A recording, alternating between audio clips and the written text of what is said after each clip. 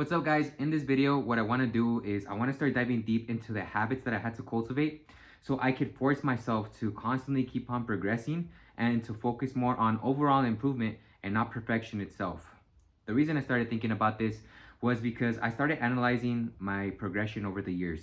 And what I saw is that the years where they usually tell you, or where I took the advice where you could just simply aim for the stars or shoot for the moon and at least you'll land at the stars. The thing is that with these grandiose goals and these amazing goals, I wasn't able to actually convince myself that they were somewhat tangible. So in this video, I want to give you all the resources and the tools that I've been using to actually push myself and force myself to at least take action and to see improvement little by little, but constantly over a long period of time. Now, the very first step that I took, and it's going to be the same cliche advice you're going to get from everyone else, is to look for mentors. Look for other people around you that have been where you want to be or are at the place where you want to be, and start asking them questions. It doesn't necessarily have to be physically, but if you can, by all means, go and pursue that person in person if you can. But you can also get these mentors online. You can get them through other avenues. Like I remember there was this one video that I found on YouTube where it's essentially just a phone call by Gary Halpert where he was basically just spitting game to a lot of his potential clients. So this video I just kept on re-listening and re-listening and re-listening over again, and every single time that I kept on re-listening, I got another golden nugget out of it that I didn't the first time before. So if you do find something valuable, if you find a mentor online, listen to all the information they have over and over and over again. Just because you listen to it once, it doesn't mean that you instantly got the concept or you instantly got the subtle nuances that they were trying to convey the first time. Now, the second step is the same cliche advice. It's to keep on reading and rereading. So this may go hand in hand with mentors. But what I keep on seeing is that a lot of the books that are out are mostly 90% fluff. And when I see 90% fluff, it's mostly motivational content or motivational texts that are just telling you the same thing over and over again. It can usually be condensed to like basically three different paragraphs. Just believe you can do it, stay consistent, and stay disciplined. That's what I got from the majority of the self-help development books, or from that little subgenre. What you really want to start looking into is look into books that are specific to the skills you want to learn.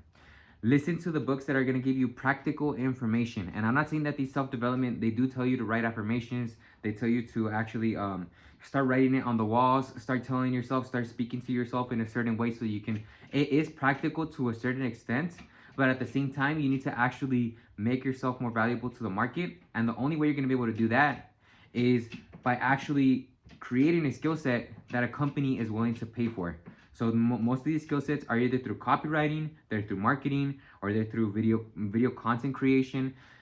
You just need to learn these skill sets that are actually going to bring money in for the company so you can actually make yourself more money overall. And the very last one, and this is the one that was the most impactful for me. As soon as I started doing this, I just instantly turned on the pressure and I just kept on taking action time and time again. Like with zero excuse, I just simply couldn't accept the fact that I didn't at least do one thing, or I didn't say what I was going to do. And this one thing that I started applying was a public declaration of your goals. It doesn't matter how grandiose it may sound. You can start saying it. Like I said, like I said at the very beginning, it's very difficult for you to convince yourself that you're going to be a millionaire within the next 3 months. But if you actually start to publicly announce it and you actually start to publicly declare that you're going to be a millionaire, like you start posting it on Instagram, you start telling your friends, your family, there's a huge debate on whether you should tell the people closest to you, but you actually turn on that pressure to at least try your hardest because you don't want to go and confront those people that were preying on your downfall and basically let them know that they were right. So every single time that I did this, and the way that I did this was by going into school communities, which shout out Alex Hormozy. It's a really good resource if you're looking for mentors as well. But I would just join school communities and I would pay like the monthly payment up front. Most of the times I don't even look at the courses. I don't actually take the classroom seriously. Maybe I should. Maybe that's saying more about myself. But I would just simply pay those memberships just to keep that social pressure on myself. So I constantly had to tell myself, you know what, I'm gonna have to check back in 30 days with these guys, and I don't want to be that one guy that stayed behind while there were a couple of other ones that at least made a little bit of progress. So you can honestly, like, this is one of the most impactful pieces of information that I could give you right now. Start publicly declaring your goals. Start actually just being confident with it and just saying it out loud. And yeah, you might get some haters, you might get some people that are gonna try to put you down, but at the end of the day, who cares what they think? Like, they really aren't gonna do much for your goals anyways. So keeping it to yourself isn't really gonna do much, but expressing it and actually finally saying it verbally, or at least through text or through a post or whatever however you want to do your public declaration, that's up to you. As soon as you begin to do this, you turn on that social pressure. And there's nothing more motivating than looking like a G in front of all your peers. And there's nothing more motivating than to avoid looking like a goofball in front of all your peers. So when you actually come back, or I mean, even if you don't come back, even if you don't come back and say that you failed, you're still gonna have that unconscious feeling like, you know what, I failed at the end of the day. Like, I didn't even keep up with the 30-day challenge that I was gonna do, or that goal that I was aspiring to do. I didn't even try, like, at least a little bit to go and get at it. So at the end of the day, I feel like this alone can actually propel you and put you ahead of 90% of the people, because 90% of the people are too scared to even admit their actual goals. Like, they might say they want to hustle, they might say they want to get rich, they might say they want a business, but they'll never be specific, and they'll never actually say it to the people that are around them. So do this, don't be scared. And like I said, even if you do get haters, fuck them.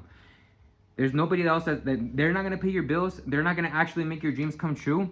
And the only obstacle between you and your dreams is that insecurity, and it's that anxiety of wondering what people are gonna say if you actually express this. So get at it. And it was really good talking to you. I'll see you in the next one.